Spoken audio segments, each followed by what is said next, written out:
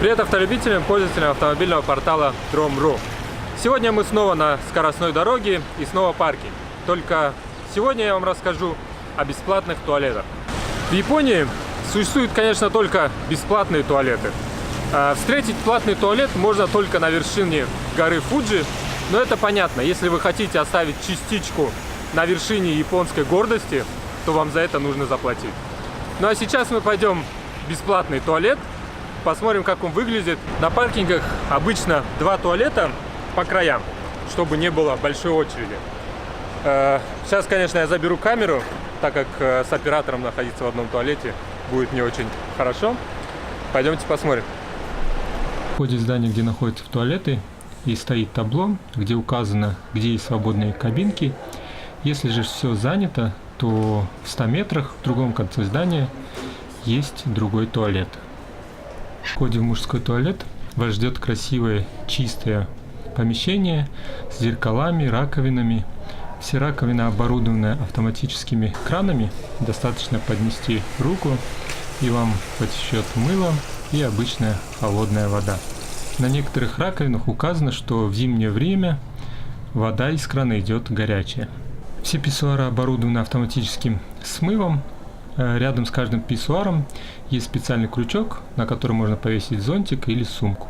Рядом с каждой кабинкой стоит лампочка, которая указывает, свободная кабинка или занята. Также есть специальная кабинка для людей с колостомией. Здесь установлено кресло для детей, крышка для детей, для унитаза. Также есть ручка, чтобы повесить зонтик или палочку. Рядом с туалетом стоит специальная раковина для людей с колостомией. Унитаз оборудован крышкой с подогревом и с функцией биде. Также есть пояснение на английском и корейских языках. Рядом с дверью стоит зеркало и специальная подставка, которая используется, если человеку нужно переодеться. Она спокойно открывается, и человек может встать на нее и переодеться перед зеркалом. Для тех, кто не любит садиться на унитазы общественные, есть специальные кабинки, где можно по старинке посидеть на корточках. Здесь также есть сиденья для детей. Женские туалеты практически выглядят так же, есть небольшие отличия. В женском туалете есть специальная комната для переодевания с большим зеркалом. Также есть уголок с зеркалами, где девушки могут сделать или поправить себе макияж. Есть пеленальные столы выдвижные для маленьких детей. И помимо обычных комнат для девочек и мальчиков, всегда есть специальная комната для людей с ограниченными возможностями и пожилых людей. Сейчас мы зайдем и посмотрим, как она оборудована. В большинстве туалетов двери закрываются автоматически, но здесь еще оборудована старая дверь, поэтому нужно поворачивать рычажок.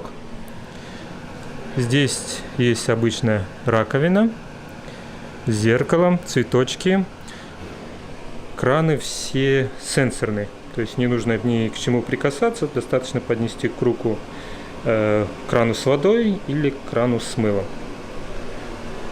Также есть шторка, если человека инвалида сопровождает другой человек, то можно отделиться. Есть специальная выдвижная кровать для переодевания или различных других целей.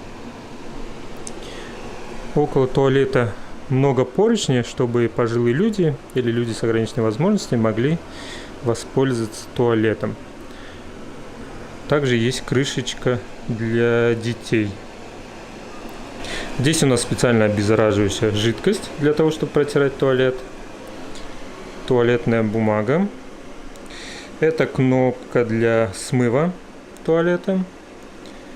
Здесь расположенный пульт управления. Этот туалет немного старенький, поэтому здесь не особо много чего интересного.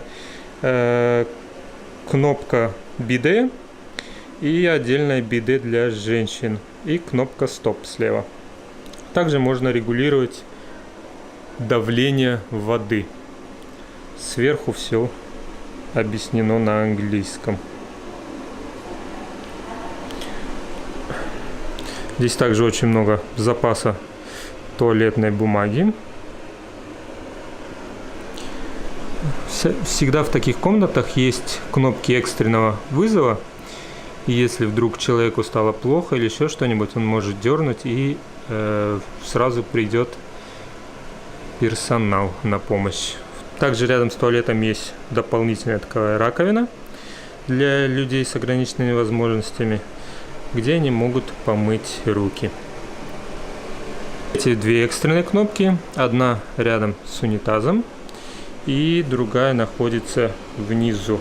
Возможно, если человек вдруг упал и ему стало плохо, чтобы он мог вызвать помощь. Рядом с унитазом есть специальный держатель для зонтика или для палки. Унитаз здесь простой, без особых заморочек, чистый.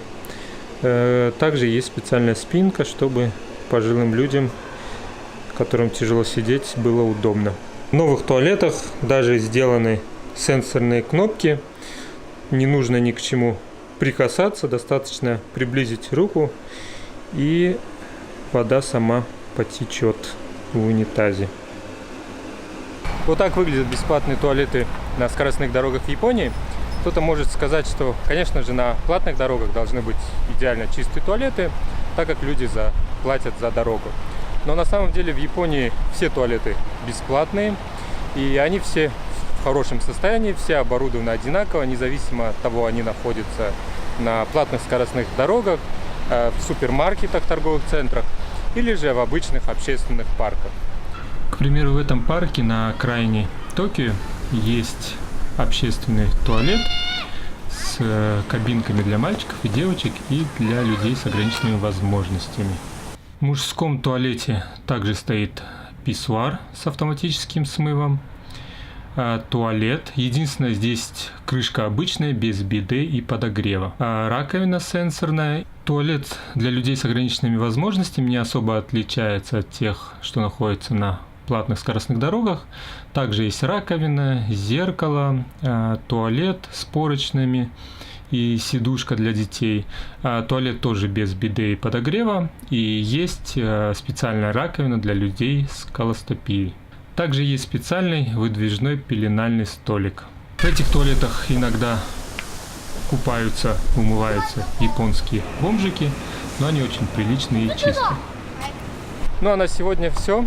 С вами увидимся в следующем видео. Всем пока!